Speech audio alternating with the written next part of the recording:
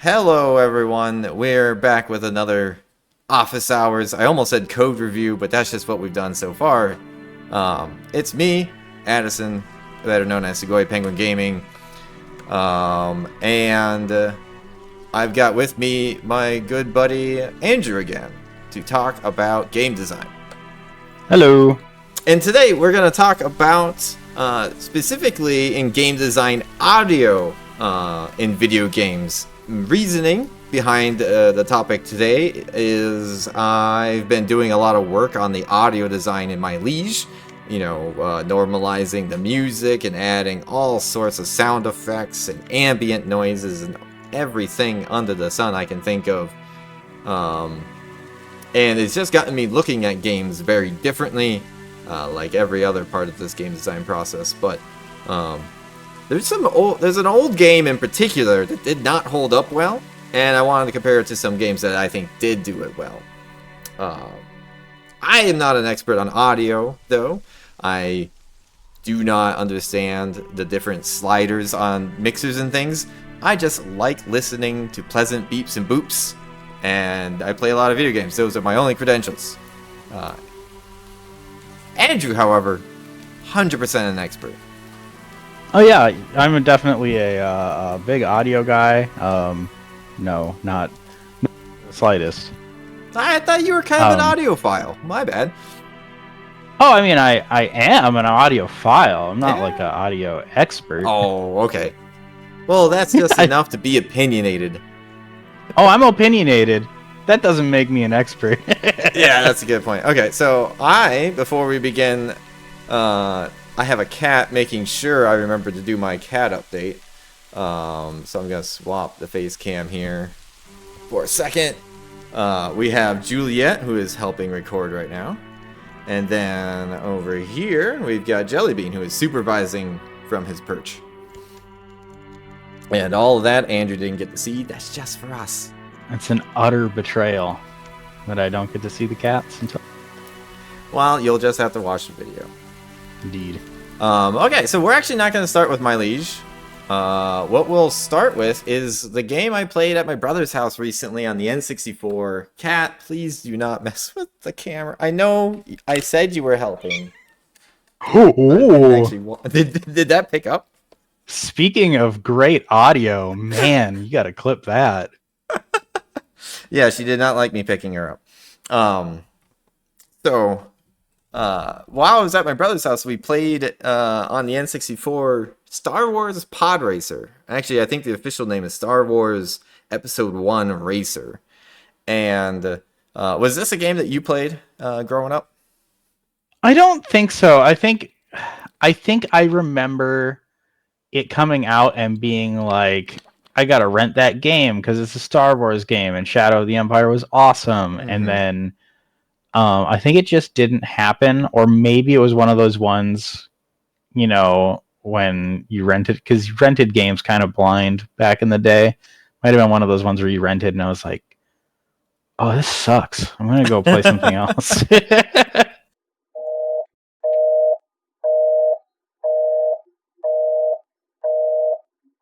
I have no clue where to start talking to stitch any of this together.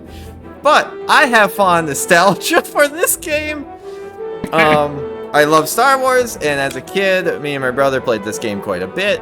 And so when we played it over the weekend, we were actually confused if the TV was working right, because the audio was so weird. And I figured out it wasn't the audio of the TV or even the old N64. It was just a lot of weird game design choices. And I'll talk about them as I play a brief amount. But, to start off strong, we got Star Wars music, that cutscene, lots of good noises. Like, it starts off strong, right? Don't you worry. Like, what are we doing? Oh, it just goes silent. Yeah. That guy walks, makes no clanging sounds, no footsteps, no nothing. The ambient noise, if it's picking up well enough, is just a, hum of the projector. Yeah, it's like there's like a hub world aspect to this, which is very interesting. And then the only thing making any sound is that one like projector device. Maybe that's why I hate it so much. You said the It's a magic hub words. world? It was a hub world back in like 2001. And yeah, like there's some noises as I go through menus. Can we take a moment to appreciate how unnecessary these menu animations are? Just Anakin jumping up and down like a nerd and spinning his pod Yeah. upside down. Yeah. It is a choice. I mean, to be fair, like the visuals aren't bad here. Like No. I don't hate the UI design, but this is when we thought like the game's broken, right? There's no music. Where'd the music go? Where's the sound? And so, you know, you're like, okay, a little bit of ambience. That's it. That's all we're getting. Let's go race on Tatooine. So far, still no audio. Don't worry though. You can come down here to options and be like, oh, so you remember that music exists. Okay, we're cooking. Okay, back to some pretty decent audio. Building a little suspense, maybe? Some crowd music? It's the little human boy, born on Tatooine, Anakin Skywalker. Good flavor, matching stuff that's from the show, or movie. As far as the racing itself, we're not gonna really chew apart the gameplay. At least I don't have opinions, because it's still pretty fun to look at. But like, if I'm near the other vehicles, there's enough other sound effects happening that it feels compelling, right? Mm-hmm. Let's go win now. And you just kind of get lost in this world of nothing. No music is playing. The whooshing sounds are on like a 3-second loop, so it's short enough that it's like clearly a loop. And if I don't like hit anything or do anything drastic, nothing changes. Now, every time I hit something, it's actually it is jarring, which it's supposed to be jarring. But it's like, you kind of forget that the game makes noise. You see what I mean? Yeah, it's interesting.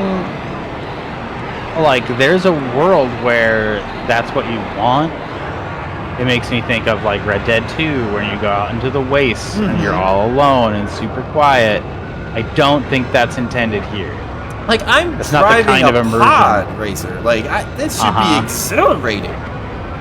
So, laps 1 and 2, no volume at all. And actually, I'm realizing, because I raced earlier, if I don't... There's something wild that happens if you set a lap time record. We'll see if I can race like a good boy and get it. But it's just so out of place for the flavor of the world that it's like, why? Why did you do this? Well, yeah, the audio in the very start is like, you got a narrator and he's catty and he's chattering and everybody's making noise and there's engines, and now it's just... And when you're racing by the other racers, you get a lot of that atmosphere, the other engines, the clanging, some trash talking. Oh, that was... And now you're just... So you'll notice, lap 3, suspense is gonna build, right? They bring the music back. What did I just hear? Like, the music's here.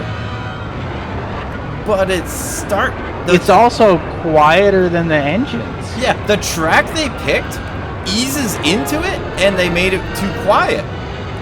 So by the time, like, you're getting to, like, the bombastic parts, you might be finished with the race. It sounds like somebody's watching Star Wars Episode 1 on a TV in a different room. Yes! And you saw, like, I had the settings turned all the way up. Like, it's fucking wild to me.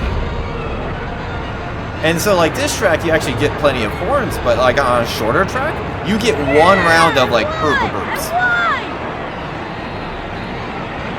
Like, isn't that wild? That, honestly, it makes me want to go replay the things that I loved from LucasArts, like Shadow of the Empire, and see if it's like that too. I don't remember it being like that, but man. So, I'm not gonna like focus too much on like the racing anymore, but I want to get you to hear what happens when you set a new lap record, because it's like such an afterthought, but it's fascinating. Why is this so scary? Yeah, the intros are pretty good, right? The current record holder for this track Intense. is Albedo. And like more flavor. Can you imagine if that announcer were being catty for the whole match? Oh yeah, like if you How fun could that hear would him be. talking about what was taking place, great. And I think that is a console limitation, because Yeah, that's a lot of audio file sizes. dialogue is pretty expensive for them at this point. And what I think, this is my true theory, is it was a movie tie-in game, which gets a lot of bad raps usually. And what probably happened... Nope. Oh, yeah! Well, No! I guess we got that. What probably happened is they hit the part that really needed to happen, was you're racing pod racers.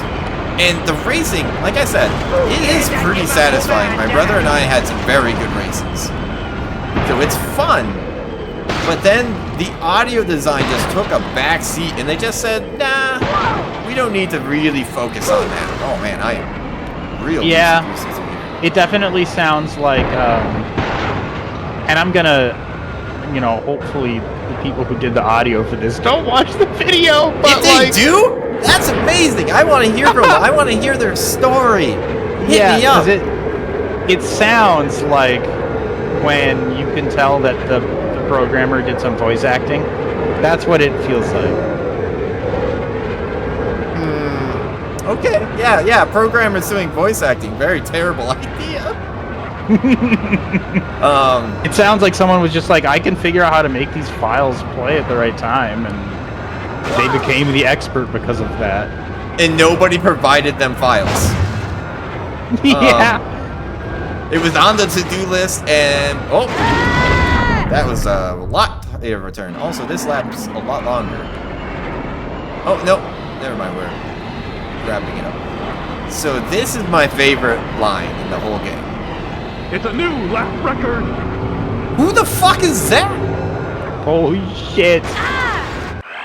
They're nowhere. I don't know who that is in the Star Wars universe.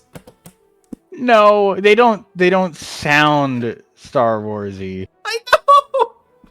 You had so much room. And that's what I think hurts the most. Is like, this is an IP that is so rich in voices, characters, music. The music is unforgivable. The music is in the game. Just play it on loop. Yeah.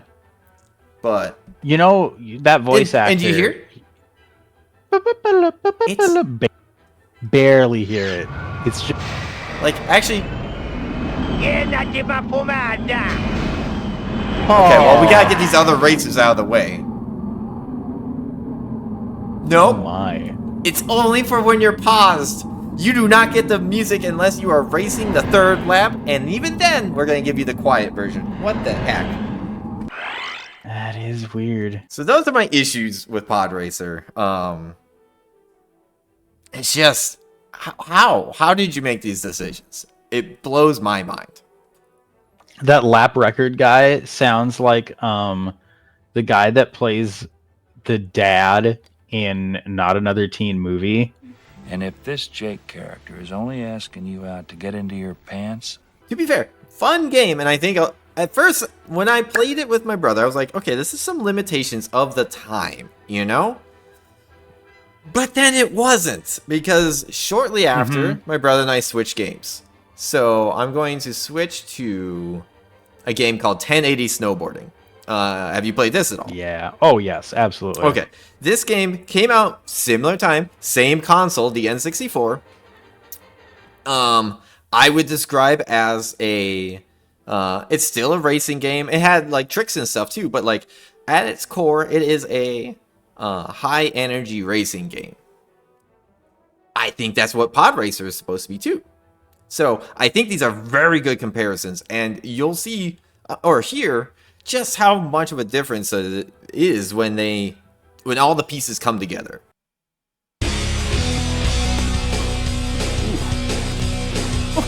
Right out the gate! I'm assuming you can hear, right? Oh, yeah, yeah. Yeah, like, energy hits you like a brick wall! Yep. And it doesn't, like... I have a problem with some games where they put too much distortion on old hardware and it comes out like shit. These guys shred the line perfectly. Like, this is like hard music. You got, you know, electric guitars jamming out, but they don't come across all garbly like a lot of old games did when they tried it. Yeah, I'm curious, just like I don't know, I feel like snowboarding itself and music have like a strange relationship. Yeah, extreme sports in general, like the X Games, always had a strong combination with I'm actually just gonna tone it down a little bit to make sure we can hear you. That's it. Okay. But even there, you can hear everything with the menu buttons. Very punchy, very good, distinct sounds. Yeah. Even like the swapping these cards. I will point out I like that. another hub world. This one, okay. This isn't a hub world. This is just a nice menu. I'm not walking from place to place. I know. I think actually that's my big issue. Oh no, it's a hub world now.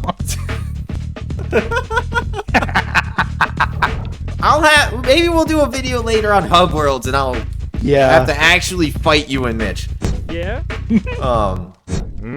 But like, Oh, hold on a second though. Art. Each of the menus has voice dialogue. That's already... yeah, this, like, even just picking your racer. Pod Racer, I thought the TV was broken. Here, I'm jamming out to work your body. Like, I'm jamming. Each person giving me a voice line. Yeah? Yeah, I know all about Ricky just from that laid-back attitude. Yeah. Like, and everything, there's not really wasted screen space. It's just good. Yeah? We're gonna do Kensuke Kimachi because I love how the announcer says his name. But just every piece of it. It's just so much more interesting already. And then when it comes to the racing itself, the music does not take a back seat like it did in Pod Racing. Go! Whoops, that's not go. Yeah. So we're getting plenty of those ambient racing sounds, the swooshes from the snow, you know, the things that Pod Racer kind of did, but did questionably. You know, I've got wind whooshing, snow whooshing. Those are like replacing the engines and the wind in Pod Racer, but the music is still there the whole time. And unlike that looping engine sounds, we've got, you know, responsive sounds of like what the snowboard. Oh my gosh, get out of the way, Dion. Also, I can't see because of my cat, so I'm actually playing on the OBS recording screen. I'm curious if you wipe out hard, if that's a thing you can do in this game. To compare that. Yeah, I mean that in and of itself is so much less jarring than what happens in. But because you're constantly turning and things, like you don't tell when something is looping, audio-wise. You know, it constantly changes and disguises it. That damage beat too is like a feedback of what's, you know, like you're not gonna feel pain, but it does give you like some feedback of like, this is getting tense now, and I don't recall feeling anything like that in pod racing. No, like you had the damage. Oh my gosh, cat! I need to move you. There we go. Also, my camera light died, so we're back to old style Buell. But yeah, like it's giving you the feedback that you need. Similar with like. Obviously there's visuals of like what type of snow you're on, but you know, when I get up to here and I start like racing on the ice, like it sounds distinct, which combined with my lack of control, I know that's ice. Like it just works together. The hard packed snow versus the drift is also different. It sounds yeah. Like let's get up in here. Whoop. Oh yeah.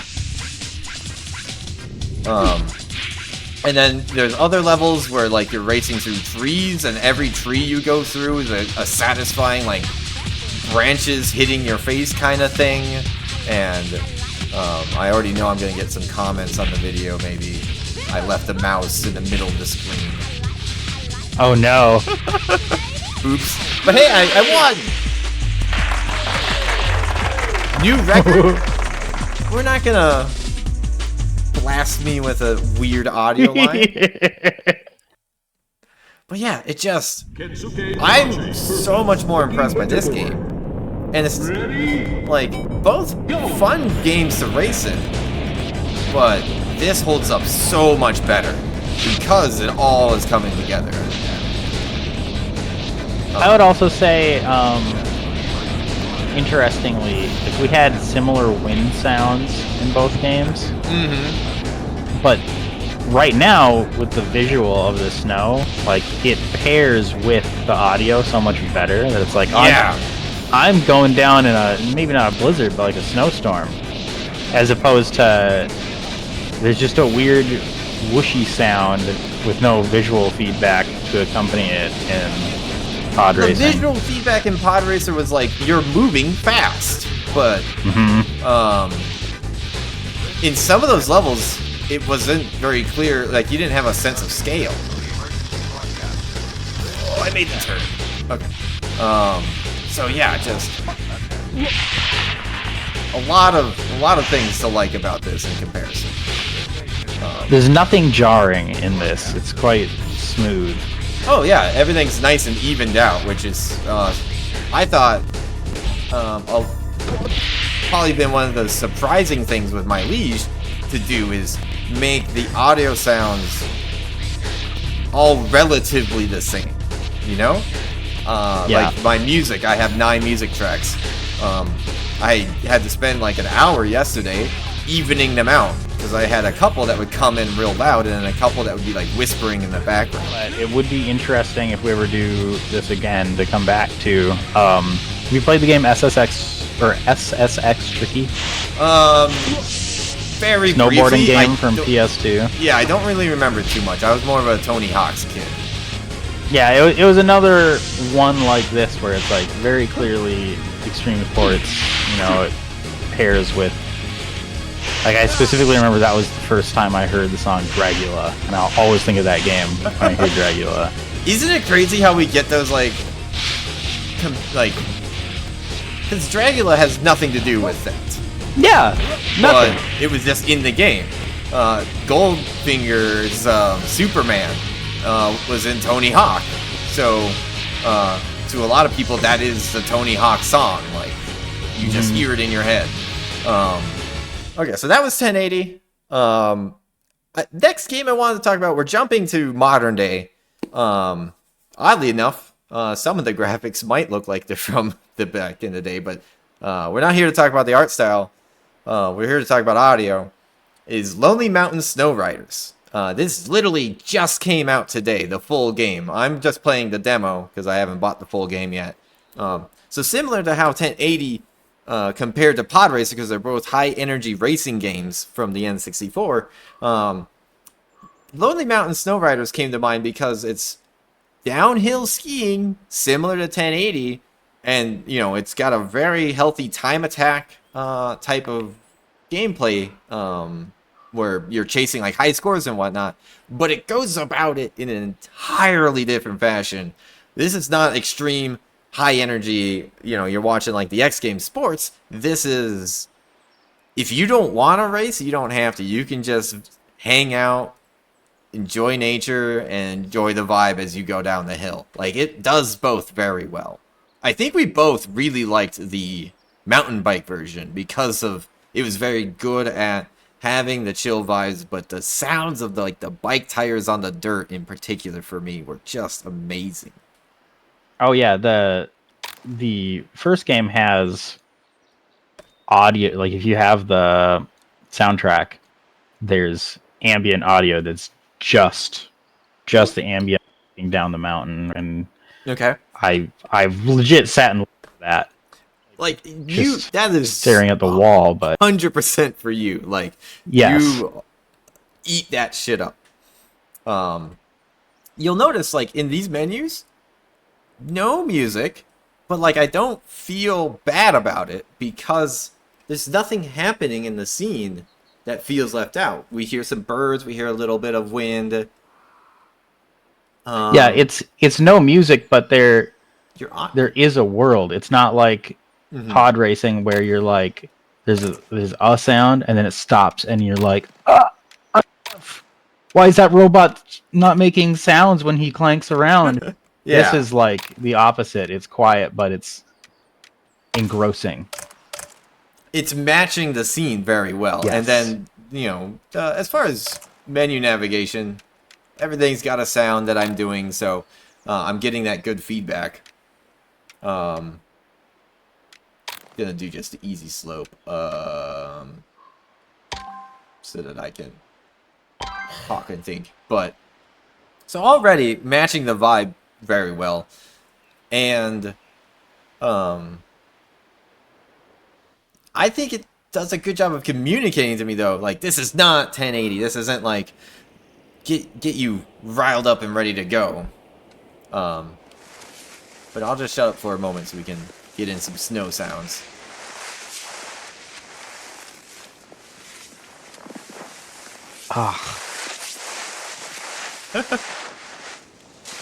Well, okay, but yeah, like, if I was gushing about 1080 because of like how the snow crunching and whooshing was, this game does it a million times better. Yeah, like I mean, you can't because you'll go into a tree, but I can just close my eyes and enjoy this game. Oh, okay. And I then tried closing my eyes, that did not work. Yeah. But yeah, oh, the crashes? Okay, I didn't expect him to like cry. No, I think that's new. I don't think that was in the game. That's really good charm, but like also kind of sad. But yeah, like everything. You're getting feedback about what kind of snow you're in. It's responsive to how tight I'm turning or how fast I'm going. Like if we, like how do I tuck it? There we go. Like I'm bombing it now. And like that whoosh as I fly through the air. Yeah, like I can, without looking, I can tell generally what you're doing. I can tell when it's a tight turn. I can tell when you're catching a drift, when you're on hard pack going fast. Uh-oh. And I do have to say, like, the cartoony, like, oof and stuff, like, that matches, like, the cartoony look of the character itself, so it's not, like, out of place either. Yeah, this game doesn't need to be Happy Wheels. You don't need to get splattered and roll on the ground screaming for 20 minutes. Oh my gosh, Happy Wheels. I had forgotten just how weird. We could do a whole discussion of the sound design of Happy Wheels. I don't remember it having very good sound design personally, but It's not good, but it does what it says on the box. There's a lot of meaty thwacks. I don't know. It's just it's so impressive to me. A lot of the things that I liked about 1080, like the energy it brought and whatnot, it doesn't matter that like the soundtrack is completely missing or the menu buttons are a lot softer. It's all appropriate for the type of game you're playing. Yeah, I don't know. I don't really have too much more to say on this one other than it's a great game. You should go buy it. I did not get paid to say that, but if they want to pay me, I'm open to it.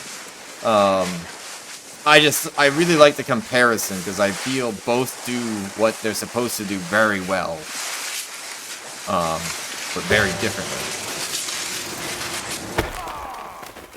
Okay, so we're switching gears now. That was Lonely Mountain. That was our snowboarding extravaganza. We can't talk about audio in video games without touching on games that use audio as a key gameplay mechanic. So far, the games that we've been talking about, audio was kind of like a supporting piece, the thing that really brought life to the world, pulled everything together. Very much more like what I'm thinking about with My Liege. My Liege is not using audio cues as a gameplay mechanic anywhere. But a lot of games, mostly first-person shooters, or games like Deadlock, where you're controlling a character and you're using footsteps to echolocate people, or things like that. Can you think of any other like areas I'm missing there? Yeah, I think you kind of touched on it, but like specifically with Deadlock, like there's a lot going on in a fight because it's V6. And there will be an audio cue that will happen, and it's very information dense. Like none of the audio is wasted information because like you Dicta hear is a up heavy above me punch on a coming. roof. I know what her feet sound different from if Of course you would know what her feet there. sound like. But yeah, or like people's ults usually have an audio call out. That kind of thing. Different abilities alert you to I'm in danger. That kind of thing. So right here, right now, before like I have a black screen, and it doesn't matter for the shooting range because this is the same all the time, the same spot, the same time of day. But people would literally, if they didn't want to play a night match, in that screen, Alt F4 or whatever they want to do, because they could tell that it was a night match based on like the sound of the crickets. I didn't know that. That's wild to me. I just want to say blanket though, and I want to see if you have any other contenders. Like I think Hunt Showdown does it best as far as making audio so integral to the gameplay loop. Yeah, I don't have a kit to replace this. I mean, there's a term which I don't know. You can bleep it if you want, but there's a term called audio whoring, and it's literally about like people that have better audio systems getting more information out of how to play than people who are like playing on speakers, because you just cannot play this game without if you're playing on surround sound speakers, headset. that would be insane. Like if you played Battlefield or Call of Duty without a headset, it's probably not as immersive. Yeah. But you're not like, can oh get my by god, though. I can't do anything. Like I've played those games listening to music before. This game, never. If I listened to music during a match, Mitch would murder me. Yeah. Doing right. So what are we referring to specifically though that Hunt does so well? Well, one, I think as far as the atmosphere or like the setting, you feel like you're in the Louisiana swamp. Like you got the right amount of like crickets, you got the right amount of everything's kind of got this squishy nature to it. like going through a puddle, you splish splash, walking on dirt. Like, it's all there to make you feel like you're in a swamp. And it works so well. Like I said earlier, I'm getting my fix here of playing this game that we haven't played in so long. Yeah, and This audio is so good. you can just hang out and enjoy the tunes, and by tunes I mean the swamp. Like, I know you have a couple videos even of you just like finding a spot and sitting in a building listening to the rain hit the roof or whatnot. Unfortunately, Oh yeah, if we could play range rain isn't a on rain this. match, but oh, if it was, is there a setting to like? No, I don't see. No, not they didn't used to be anyway. Yeah, I'm not seeing a way. But as far as the gameplay mechanic goes, you have so little information visually. In terms of like, you have a mini map, but you don't get to see people on it. And when you do, it's because they have like the bounty and the lightning bolt is vaguely pointing to where they're at. And visually, it can be very hard to spot people, especially because there's like enemies and grunts moving about. So motion isn't enough. You need to see people, and by the time you see people, they might be shooting you. So the game is so good about giving you audio clues as to what's happening anywhere on the map. Whether it's, are there like birds and things even on the shooting range? Weren't there's like targets to shoot and stuff there used to be. Where are they? Oh, here. Yeah, they're right here, but like they're not moving and making noise. Yeah. So we can't make great examples, but if you're trying to stay hidden from enemy teams and you upset a flock of birds, that's stuff that players are listening for because they can hear it and be like, birds 45 degrees 2 compounds away. Like, that's how dialed in he is on how loud and far away things are. And that's a testament to how well the game treats the spatial audio. Like, the fact that he can be usually right about that stuff is because the game is giving him the information consistently, clearly, and in universe enough that it feels correct and tells him all the information he needs to know. And that is astounding to me. Like, just the difference between, if I just shoot here and you hear it, you can kind of tell, I mean, you know exactly what gun that is. It doesn't sound like this gun. You know, you can tell, like, that's a Winnie. He's shooting, but you can tell I'm not shooting at you. Mm-hmm. And now if I know you're west I've- of me, but I'm also getting a vibe of like, I think you're probably like 50 to 100 meters away, and you're not using one of the guns that I'd get tilted over. Yeah. And now I've actually lost you. Oh, see? Oh my.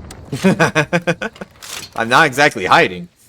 But then if I shoot near you, it's like, he knows I just shot right at him. It does not sound like this.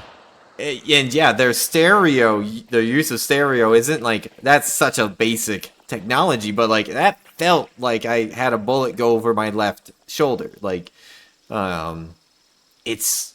And immediately, like, in-game, that causes you to, like, whip and look in that direction and get, like, maybe, like, okay, I can't find them, I need to go find cover or whatnot. Or even something as simple as, I'm, like, hiding here. This little campfire, providing enough extra noise that it can kind of mask what he's up to. So if he's creeping over there, like, I can kind of hear him, but it's harder to hear because of the campfire. So everything plays together on, like, how sneaky can you be? Aww. First blood. And also, like, this, where you can hear them running behind you, but in those high tense moments where you're chasing, and all of a sudden you hear, like, them go from like mud to brick behind you, well, like that tells you how far away they are. Can I turn and shoot, or do I just need to keep running? Because they're gonna stab me. Like, everything comes together. Nothing you as a player do in this game doesn't make a very unique sound. Yeah, none of it Like- goes to waste. Just let me come back up to you. This is something I think I've only ever heard this in Hunt specifically. Like, if there was a wall between us and he couldn't see where I am, he can see me, or he can hear me switch weapons, shoulder a weapon, look down the sight, you can hear all that. That's a good point. Which- Like, a lot of that is usually just given as silent, but I've definitely gotten us killed because, like, I was like, I need my bomb lance right now. And, like, that's not a quiet swap. Yeah, I mean, other than just gushing about how much we love the former version of this game, I think what I would say is like a takeaway is that every single sound is unique. Every single sound is important. None of the sounds are just, well, that sounded cool, so that's what everything that looks like that does. It's all like, this is a Winnie. This is me reloading a Winnie. This is like the sound of somebody crouching. This is the sound of somebody switching to specifically a shotgun. It's all important. I didn't realize these guys rattled so much. I didn't either. And I think to go with that, like, there's a lot of areas where they could have gamified it even more. Like, we've been talking about how important it is that the sound supports the gameplay loop and communicates things to the players, but they didn't overly gamify any of the sounds. They all sound appropriate and realistic for the world, which is just also really impressive. One thing that we noticed when we took a break from this, and because we used to play this a lot, obviously, there's a point where we took a break and played Halo Infinite when that came out. And there's nothing wrong with the audio in Halo Infinite. It sounds like Halo weapons and stuff, but like not just because, but one of the big things that makes the gameplay so different in Halo is Halo, they, for the most part, they want you to know where the other person is, what they've got in their hands. It, like, basically all of the weapon, the gunshot sounds are like, you hear them when you're in a firefight with them. Yep. And like even a rocket launcher has really hard fall off. If I were to make if you hit tab and look at the map, like if I fired a weapon so far away in this game, I would be able to tell what weapon it is and how far away they are, almost anywhere on the map.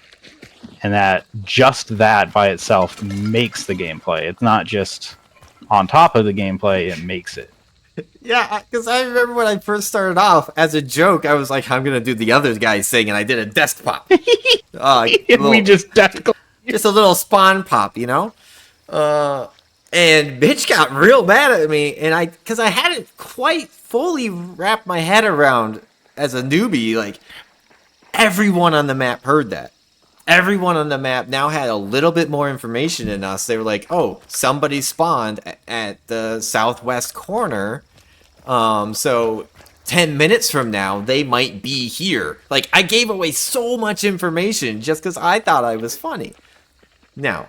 And it was funny. I was funny. Yes. 100%.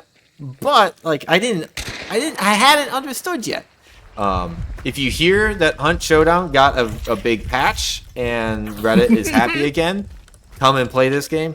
Don't play it right now. I can't recommend it. The UI is horrible, and they just keep a never-ending stream of battle pass and things charged down your throat. Gameplay-wise, it's okay. The meta's not great, but like that's not why I'm not recommending it. I would challenge your statement that the gameplay is okay with this. So I'm minding my own business. Oh! Yep. Nope, that sucked. Nothing you could do about that. Okay, yeah. The Shredder Frag Blade is the reason not to play this game, because I bet you run into it nonstop, and that is so antithetical of what we had just talked about. None of those audio informations would have helped me there. I would have spent 15, 20 minutes doing the cool hunt showdown thing and gotten nuked by a new weapon. That's super unrealistic. It's not flavorful. It sucks butt. There we go. So don't play it. Thank you for reminding me. Don't play it until that's fixed, and a lot of other things are fixed. Yeah. We're gonna switch gears one last time. We're gonna talk about My Liege, and I'm not trying to compare myself to the last 3 games that we just did, because they did it very well, and I'm doing my best. But these are the types of things that I have been trying to keep in mind as I work on my sound design as well. And Andrew has seen most of what I've done. And I just kind of want to maybe tool around a short bit and just see if the things that we talked about come up and if I'm doing well or I need to do better. My thought that I wanted to get into has to do with the fact that this is a eagle's eye view game. Okay. So yeah, actually very different than literally every game we've looked at so far. Yeah.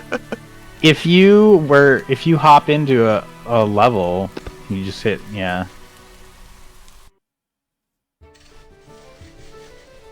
there's tons of different things making sound. People's clop around now. I think that's awesome. Like, oh, it's so good. But you're not rooted on the ground like an FPS or a racing game or something. And as he flies around, like there's menu sounds and stuff like that, obviously, but like go to the river once.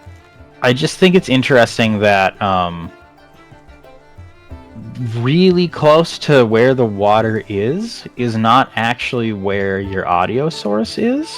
Oh, yeah. Mm-hmm. And that's an interesting, I think it's a good decision, but it's an interesting decision that Eagle's Eye View, and maybe not specifically Eagle's Eye View, but any time I just think you just have to take it into account with your camera, because the river obviously shouldn't be above the river, but for the game and the way where your player is when they're going to be listening to the river, it should be. And that was actually something that you particular called out, because you asked, like, do you have ambient sounds? And I'm like, yeah, but they're hard, like, you don't hear them very often because they're hard to get to. And you said, why? And I said, well, like, because you can't get the camera close to the river. And that wasn't an answer. And you were 100% right. That was a bad answer. And so you can kind of see here, I'm showing, actually, can you see that I switched to the editor? Yeah, I see the editor. Okay, good. There's that flute. I love that flute. That I took all of the audio sources on the river. One, I added a bunch so that they overlap, just in an effort to make sure you're hearing it. But I put them at, like, a little bit above what the lowest camera height is. And the same for, like, all the audio that's, like, playing in the woods and whatnot. Just so that it's more likely that you'll hear it. So that whether I'm here or, like, up here, like, you can see on the right here, that red line is where the camera is in comparison to the drop-off. So, like, I start to hear the river when I'm this high up still. And by here, I'm at full river volume. But yeah, so similarly, like, if I'm in the woods, I don't have to have the camera in the woods to, like, hear... Oh, why don't I just full screen this?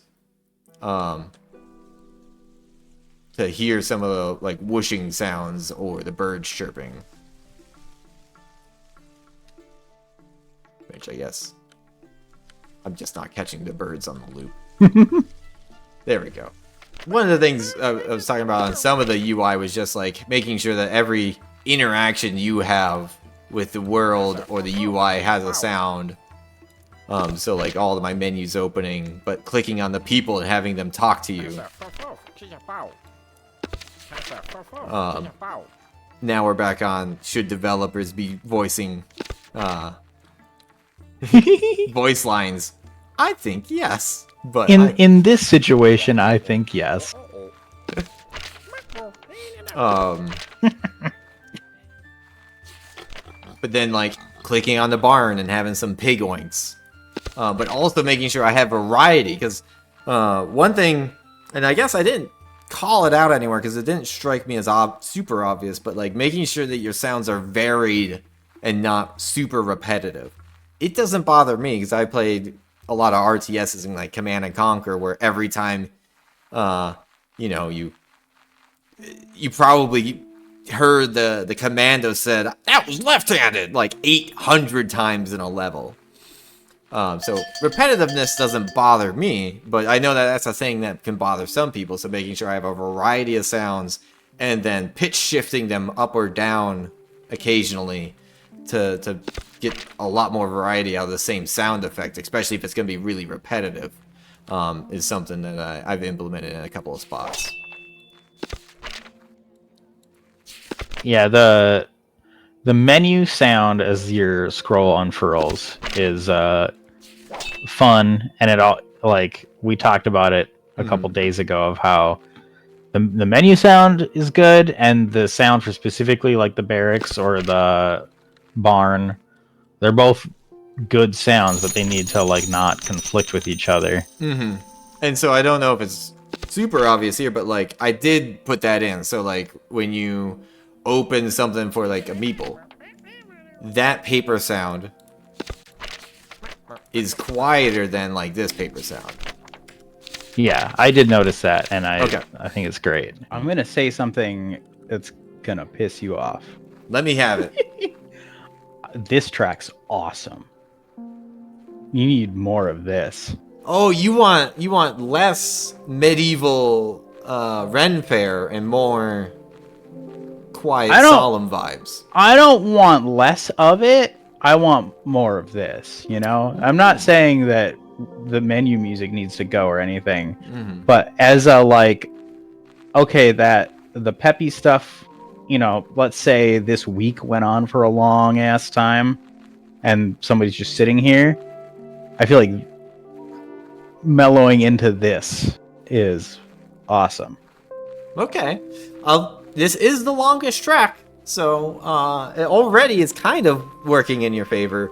But that's interesting, because I found other tracks that were kind of similar, or at least in that same vein of like tempo and just volume in general. And I didn't want to put too many in because it felt too snoozy. But if this is working for you, I should maybe revisit that. Yeah, if you can do it contextually, like... Ooh, I would... that is a... Not an impossible ask. It's more work than I realized. I'm just feeling like if a week that is supposed to go the duration of a track keeps going on because somebody's just looking at all the stuff, and you know, there's music that's really good for like, this thing happened this week, but then they resolve it and then they're kind of just here. This is really good for that. This is probably the point in the game where I have the most sound going on, and I'm curious how you think it's executed, because I want to change it, but I don't know how, and I need notes. So this is the final round of the joust, and I'm not going to finish it because I don't want to spoil how the joust ends, but you'll get the idea from the beginning.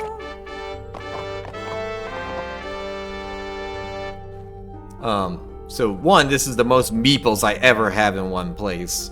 Hats off to the game for handling it. What are we running? Hats off to the game that you made, because you cannot compliment yourself.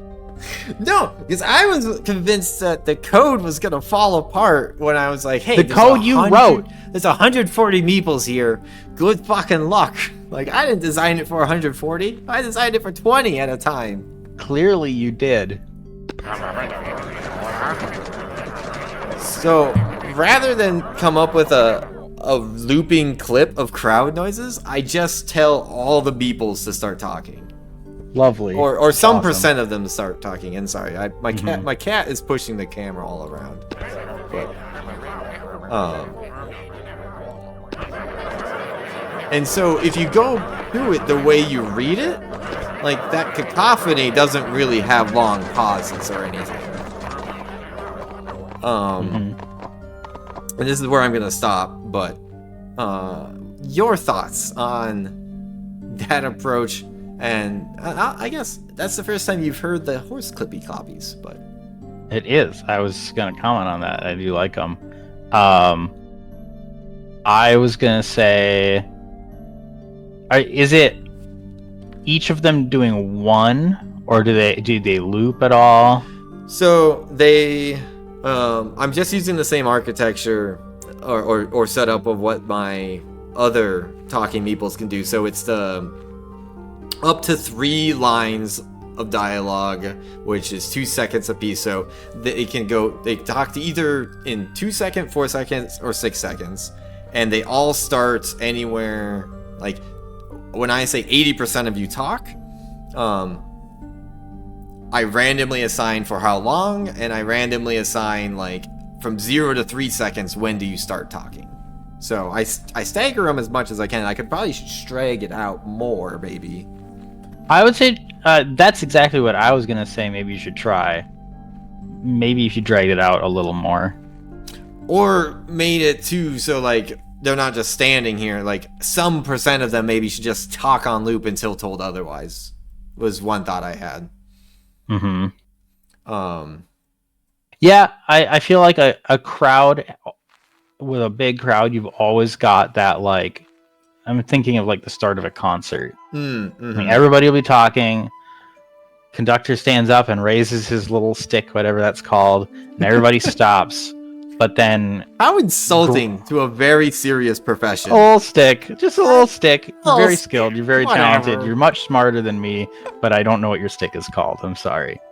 And then everybody stops, but you know, Grandpa Howard is always in the corner one more time, being like, "Bah, bah, bah," and then realizes everybody else has stopped.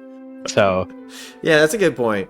I think I could also put in probably some like wood footstep sounds or something, because like they're all going to be shifting around on their stands. bleacher as well. sounds would be really good. Also, the music I need to pair like a more action-oriented scene music here instead of letting it just be whatever. Yeah, this in particular is goofy. This is not a good match. What is your thought on? I think I have an answer, yes or no here. But do you wish now that these things that are sliding out of the ground had sound?